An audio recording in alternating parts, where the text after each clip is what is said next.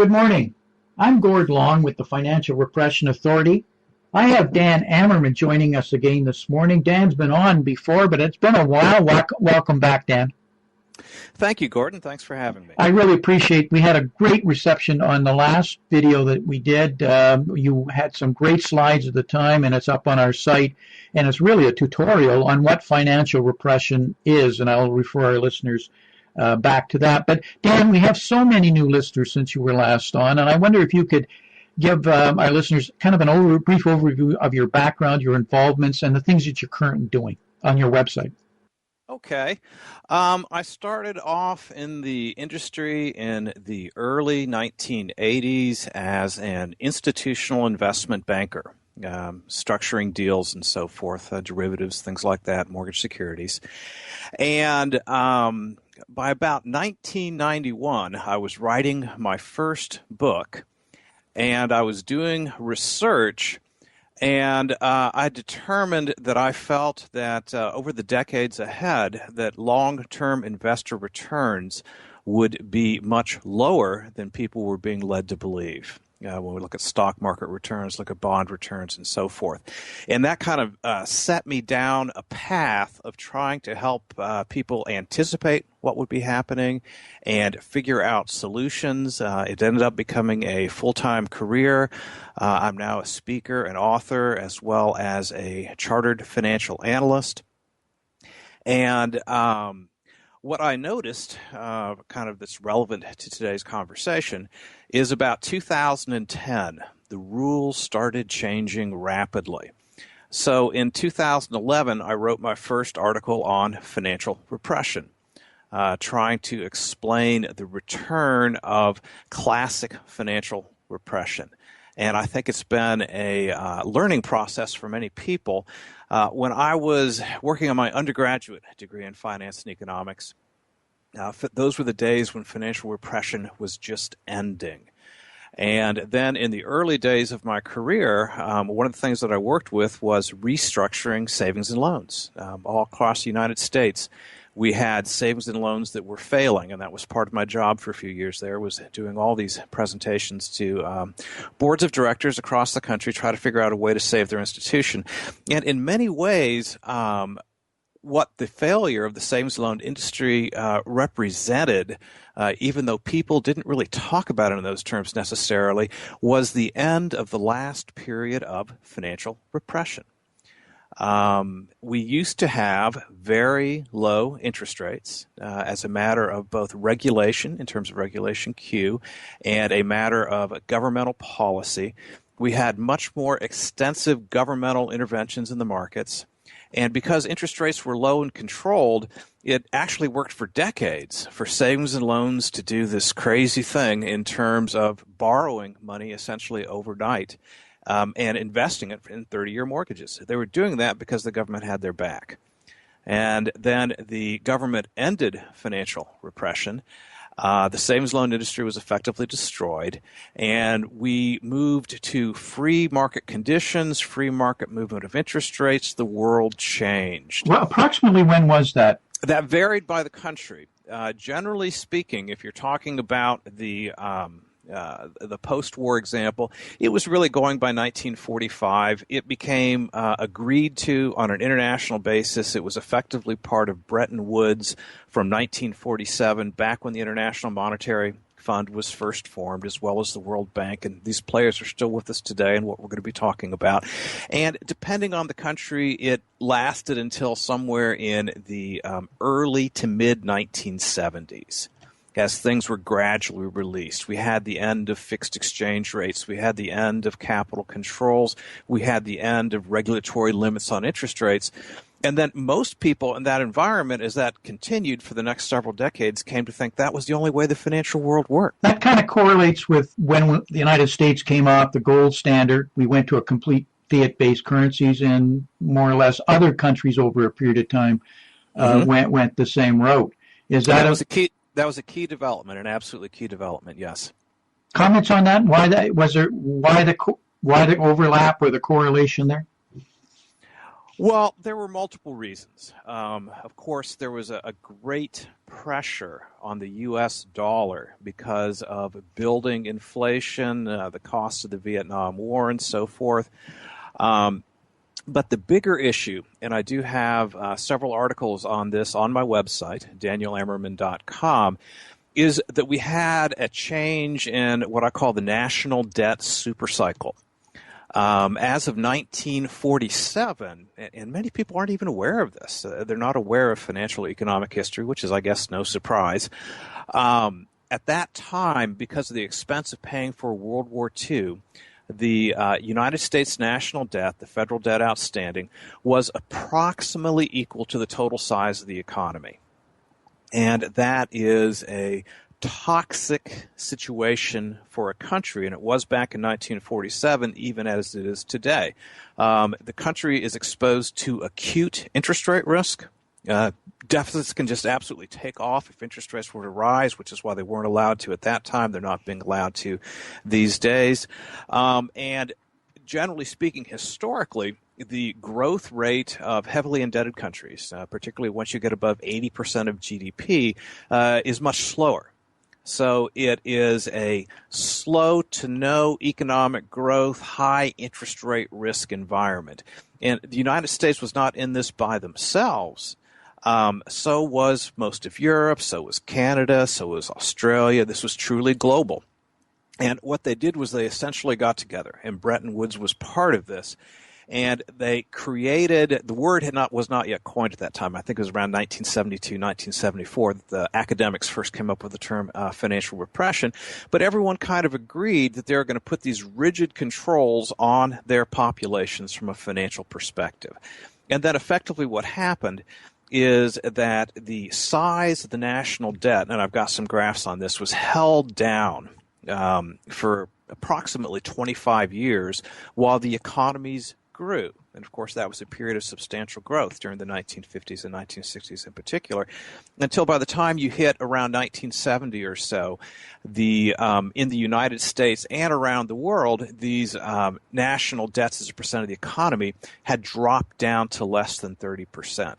And that enabled a rapid growth environment, and that also enabled free market interest rates, as well as the removal of capital controls, as well as lifting the limitations on private ownership, which had been with us since 1933.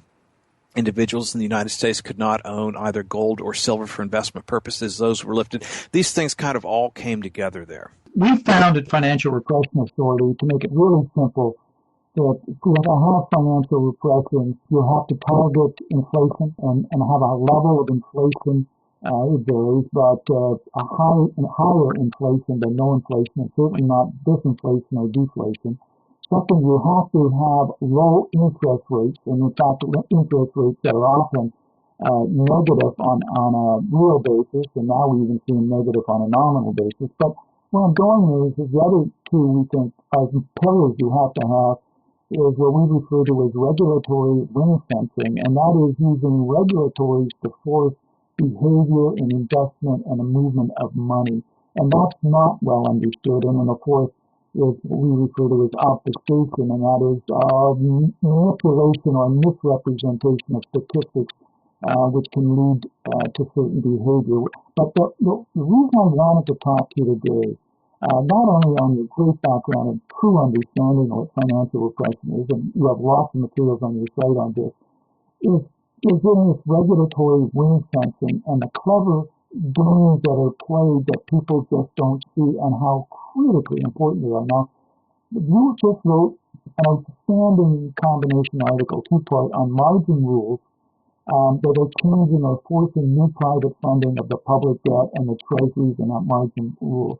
Can you expand on that article, linking from what you were just talking about, and how it fits in as part of this natural evolution of expansion of financial repression? Okay.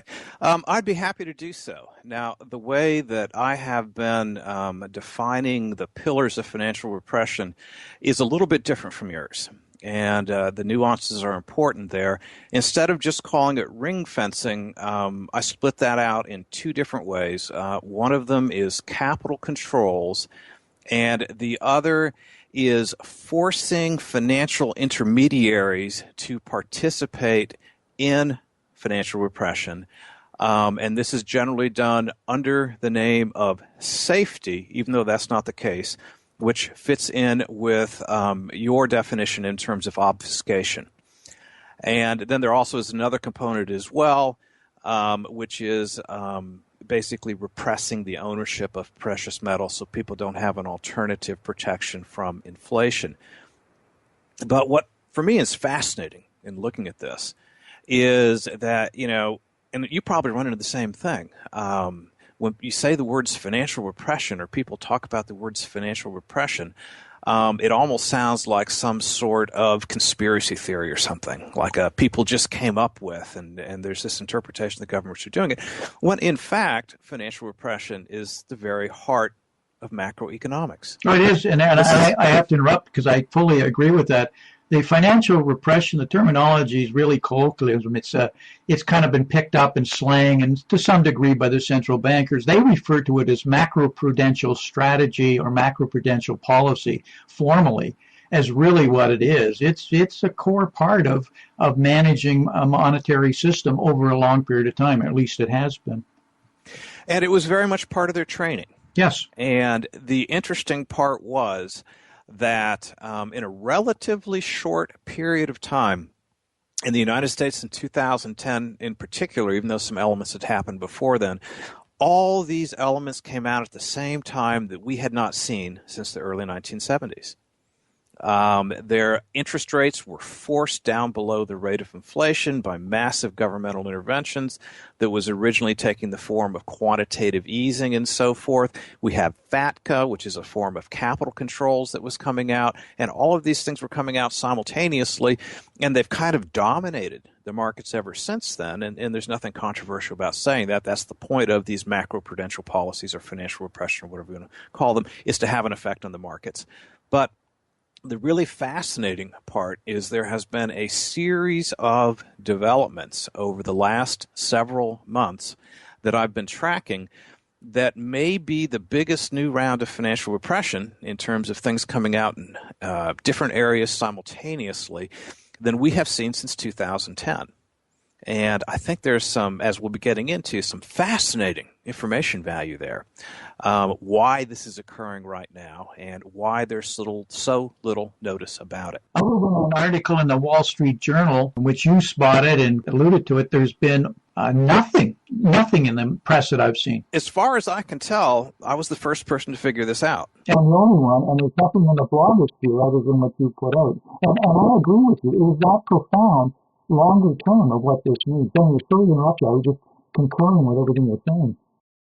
Well, now the key is the terms, the details of the ring fencing, or in this case, what I hold up as the third pillar, which is the forced participation of financial intermediaries in the name of public safety. And the two key developments were what came out in November of 2015 was that the Federal Reserve, as one part of the Financial Stability Board, and the Financial Stability Board is kind of an interesting group.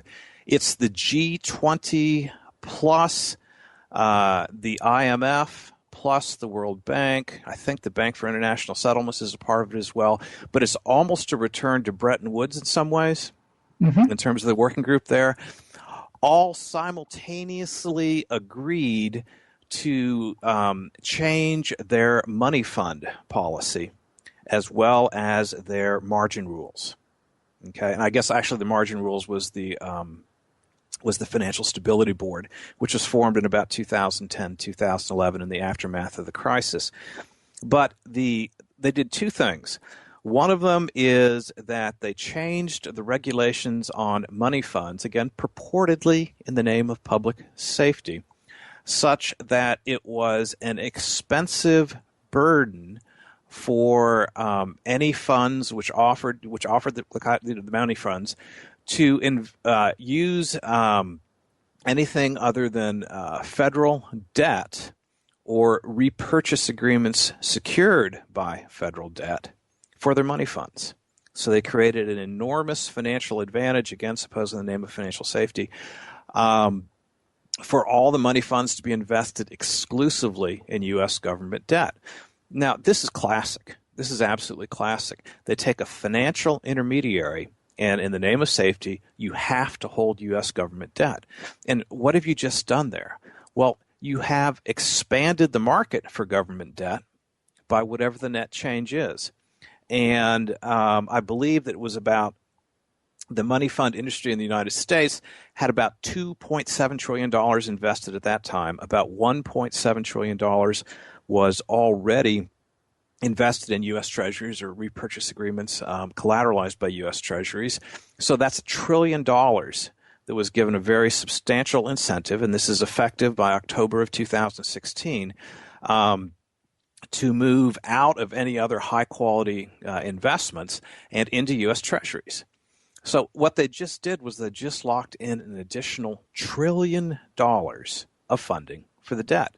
And the other key part here is that these are all financial intermediaries. And this is, I think, what many people don't realize.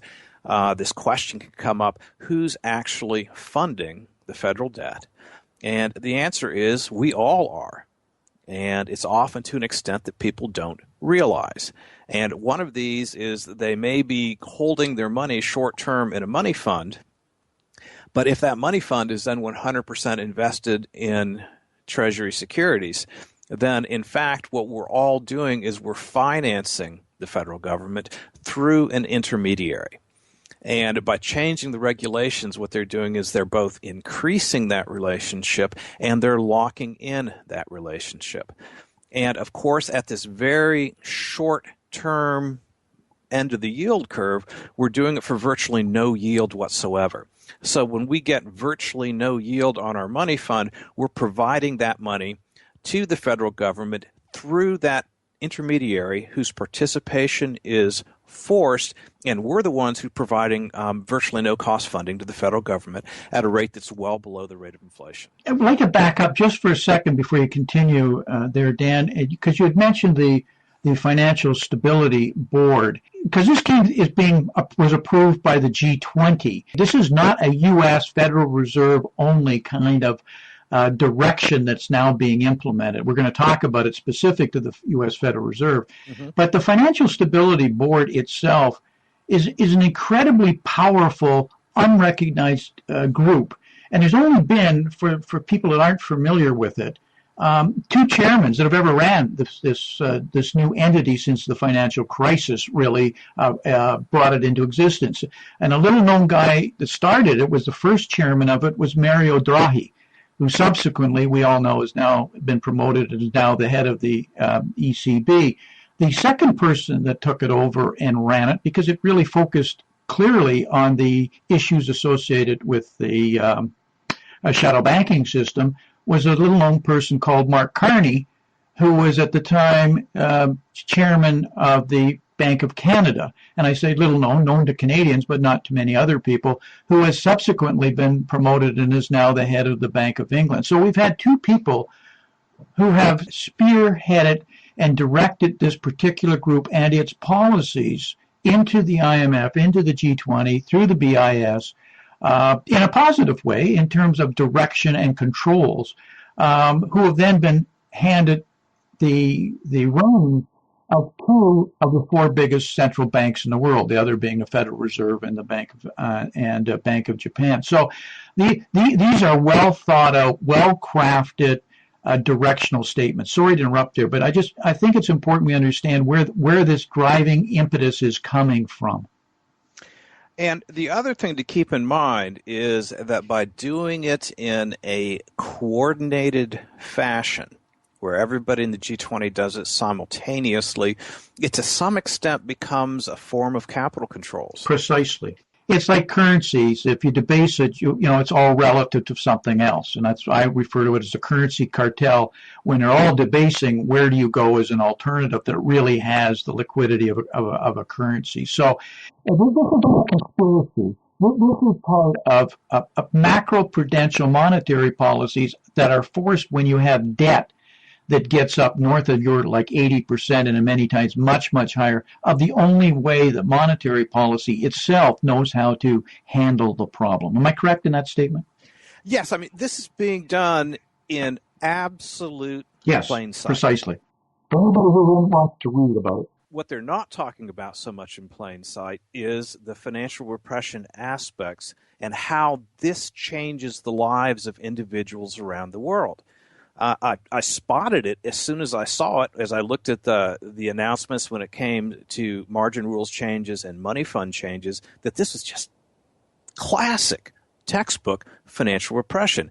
And what they're doing in this case is they're forcing, probably over a long-term period, that's the other thing about financial repression, it tends to occur for decades at a time, ever lower interest rates on ever more of the population. But of course, the press releases don't talk about that. About what this is doing is this is providing ever larger low costs of funds to the national governments in an ever more constrained manner where it becomes harder for people to escape. But when you look at the intermediaries like the money funds, they really kind of drop out. They are the intermediaries. And what you're left with is households and individuals who have no idea that this is going on, where essentially their governments are agreeing, okay, we're going to make sure you don't get any income for the next 5 years, 10 years, 20 years. You're not even going to keep up with inflation. And you know what? There's not much you can do about it. That's the point of the ring fencing.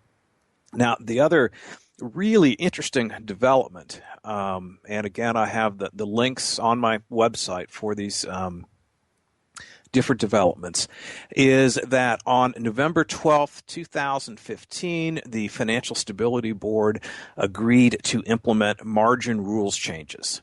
And there was page one coverage in the Wall Street Journal that I linked to covering that.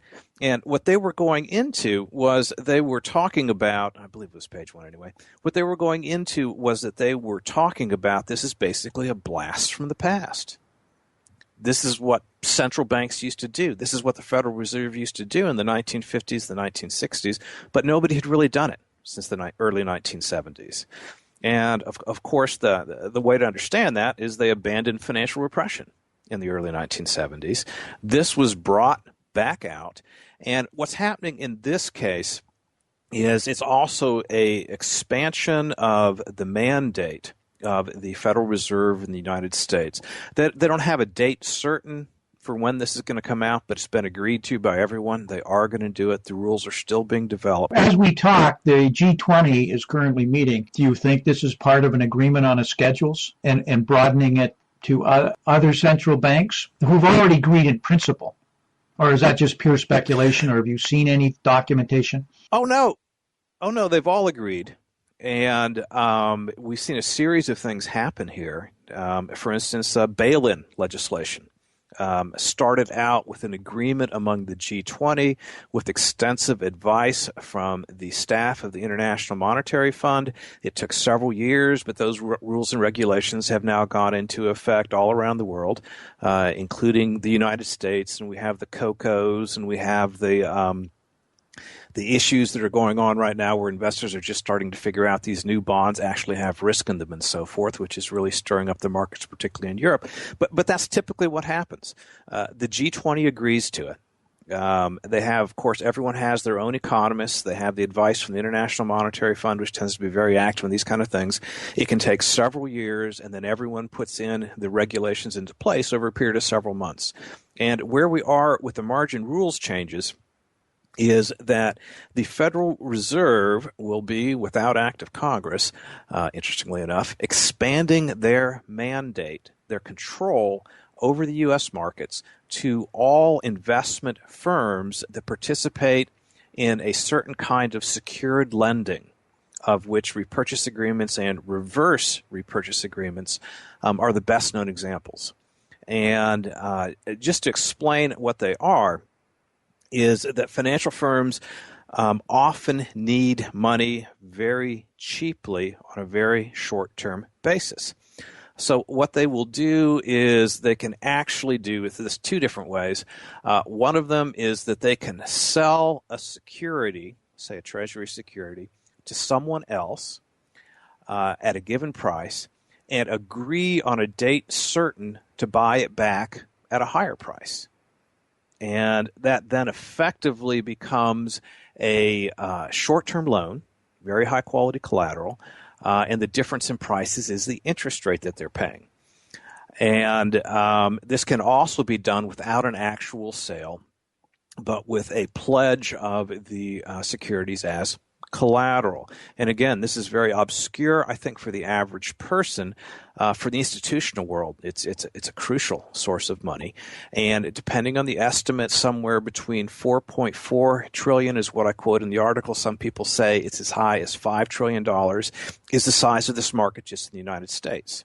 So huge sums of money. Repo and reverse repo is the heart of finance today in funding, shadow banking system being the most representative of it. So anything that changes there, it just can't be stressed how critical it is to anybody lending. Absolutely.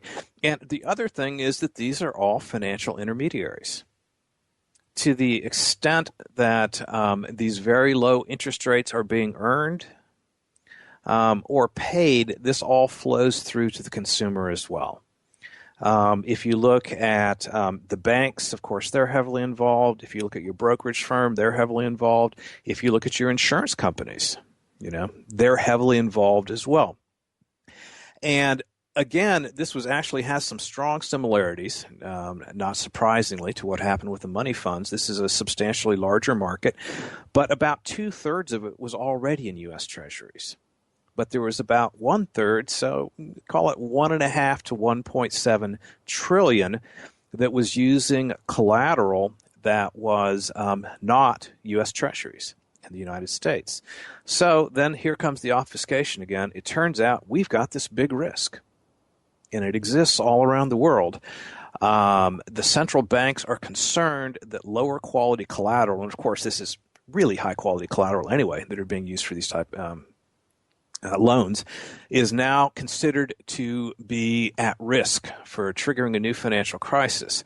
So what they're doing is that they are changing the regulations again, where they have the ability to change margin rules at will. Okay? And one way of looking at this is that just for round numbers, let's say that you had collateral that was worth you had a loan that was outstanding for $1 million. You had a 5% collateralization level, again for round numbers. So you had $1,050,000 in securities backing a very low-cost $1 million loan. Now, the Federal Reserve is saying they're going to have the power now to raise that to 110 or 115 or whatever they want at will. And the theory there is that by the Federal Reserve openly taking control of these margin rules, which they've had continuously, they just haven't used them for years, and this is an expansion of those powers, they're going to have the ability to pull liquidity from the system.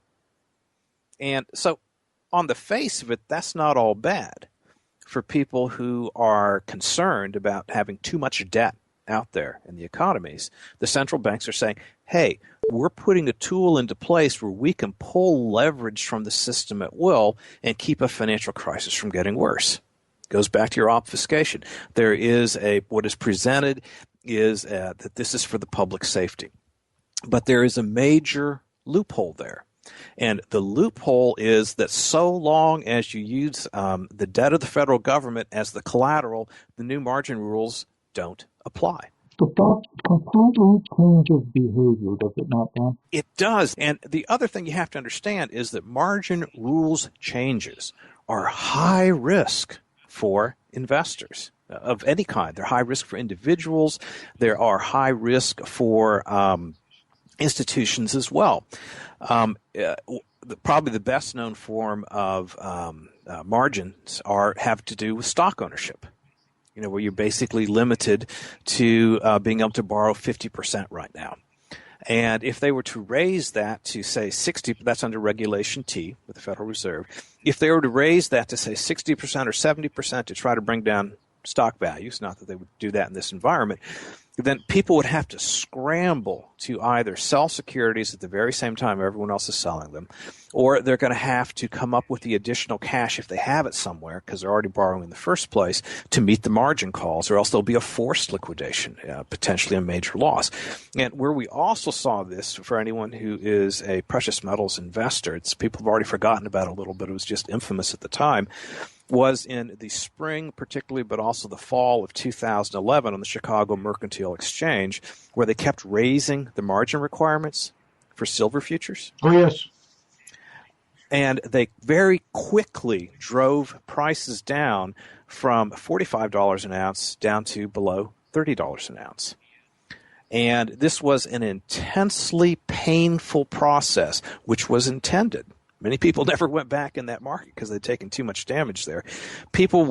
All these silver investors who were essentially betting against the U.S. government, saying inflation would be rising, were punished, where they had to repeatedly either come up with more cash overnight, or if they didn't have it, they had to sell at any price in the market when everyone else is doing the same time, which means they took punishing losses. And essentially with the Federal Reserve taking control of margin requirements for the repurchase agreements, reverse repos, and so forth, is they're saying if you don't have government collateral, we can hurt you at will. So what you've got there is kind of a carrot and a stick, all right?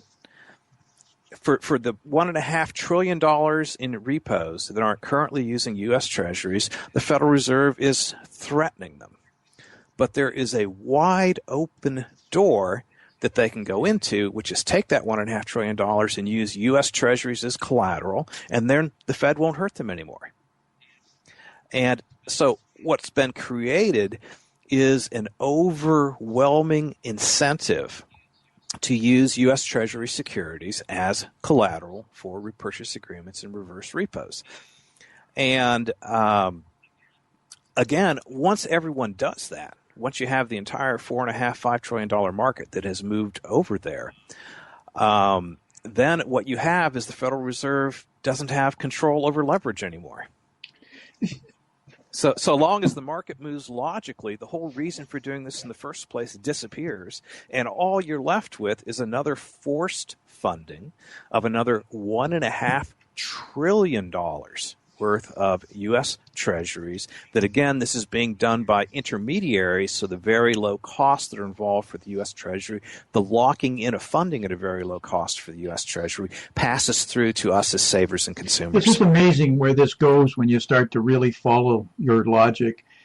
So if it forces more people or more intermediaries to take on more bonds, government treasuries, it drives the price up, which drives the interest rates down, which makes government funding cheaper. But maybe separate from that, we have a $700 trillion notional value swaps marketplace, which is underpinned almost equally between bonds, primarily sovereign bonds, and currency. So what you're doing is you're shoring up the collateral. And right now, if you look at things like Deutsche Bank, with close to $60-70 trillion in notional value in swaps marketplace, you effectively are also shoring up the banks if they have to, or find it more attractive to continue to increase, the intermediaries increase their holdings. Is that not true? Am I right in that logic?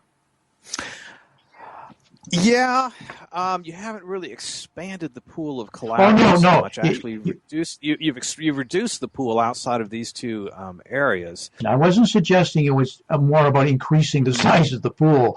It was ensuring that the collateral was more secure. It was less risky because there would be more demand for it in all types of markets, ups or downs, because it just says that's the best place for you as intermediate to hold your money for various reasons. Again, nobody's picked it up except for me. I appreciate you carrying it now.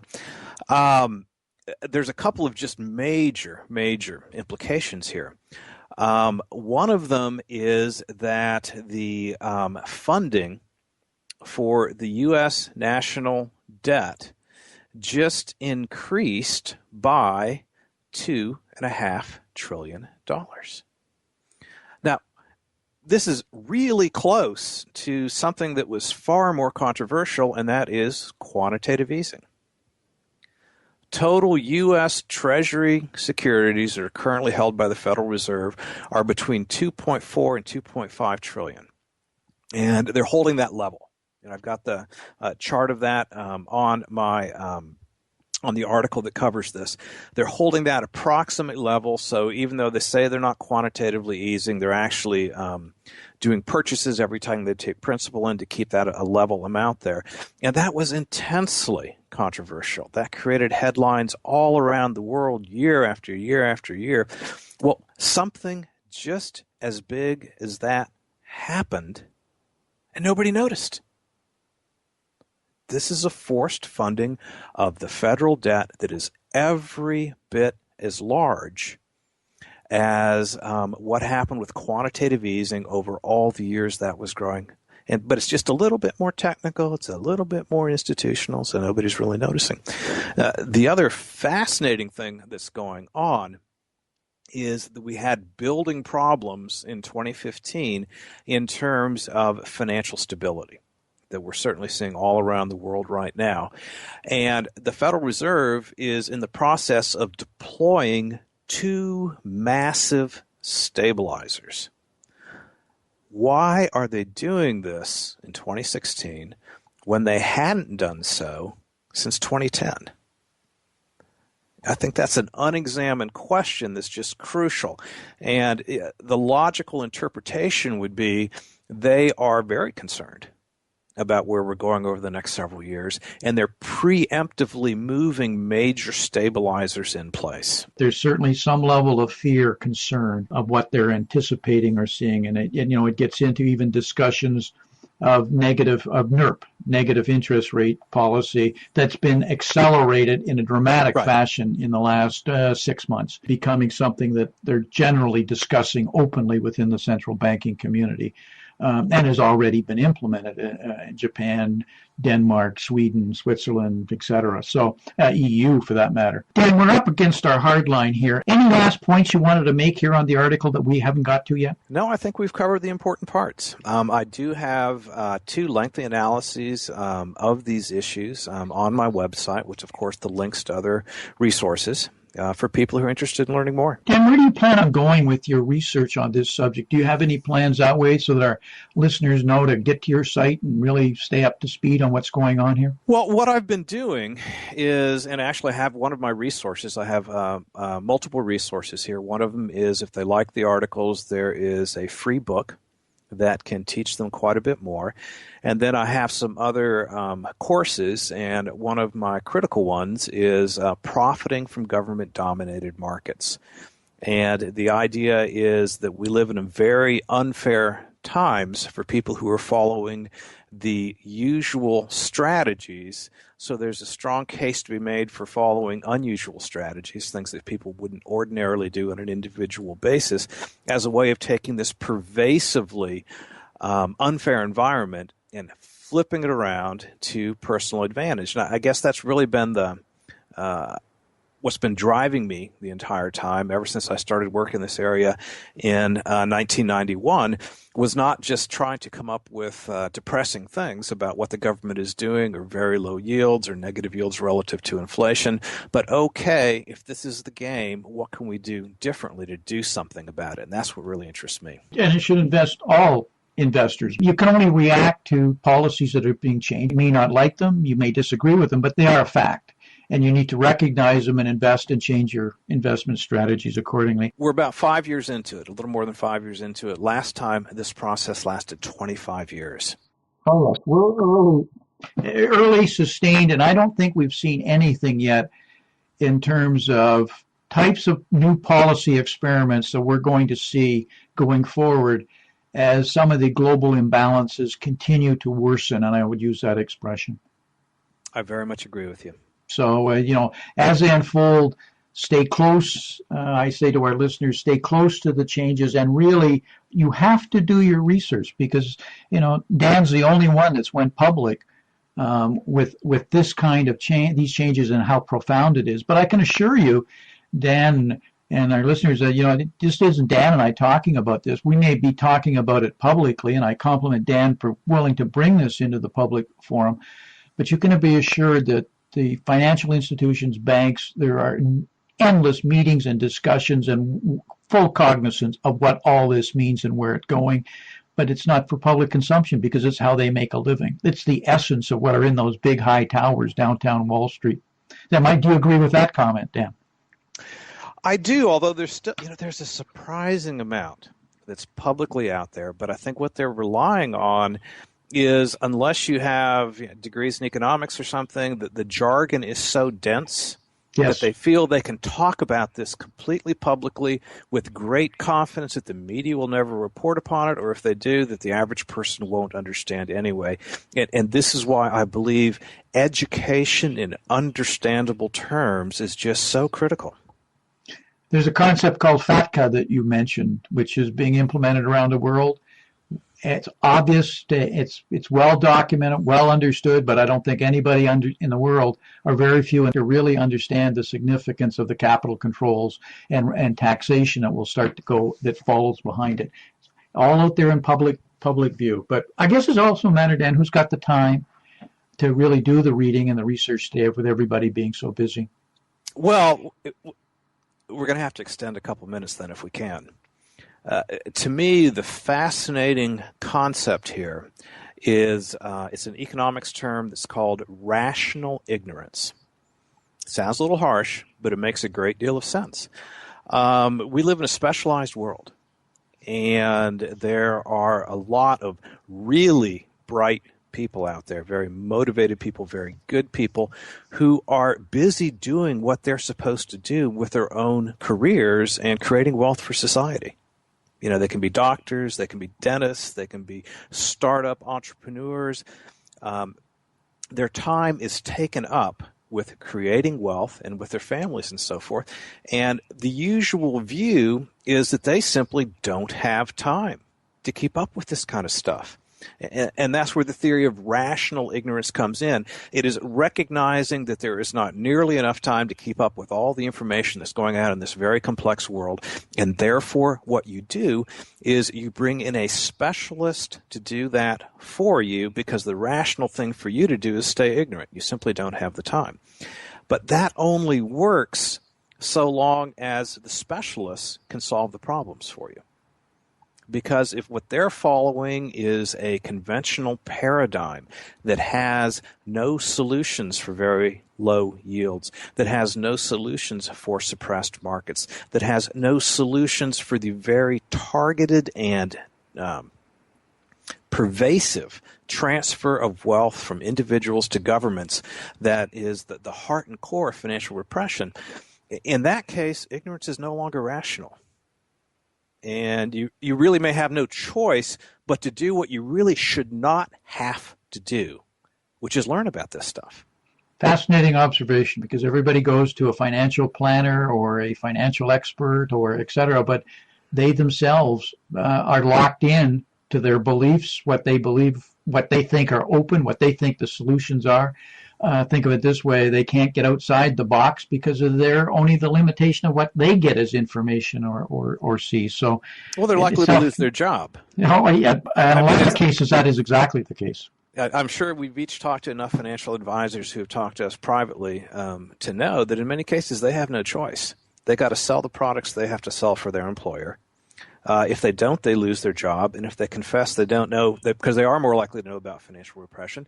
But if they confess that, well, we're in an environment of financial repression and I don't have any solutions for you, what happens to their employment? Exactly right. Dan, we're as I said, we're past our hard line, but some great comments here, and I really appreciate it. We have to wrap. Could you just mention your website one more time so everybody knows where to go? It is danielamerman.com. Just go to the home page, scroll down a bit. You'll see my most recent articles. You'll see these two as well as several other related ones that should be pretty interesting. Thank you very much, Dan. We're going to have you back because, as you said, this is only the beginning and there's more to come. And I'm sure you'll keep spotting as it comes out. So thank you very much for your time today. Thank you, Gordon. It's good to talk with you again. Thank you. Bye-bye. Bye.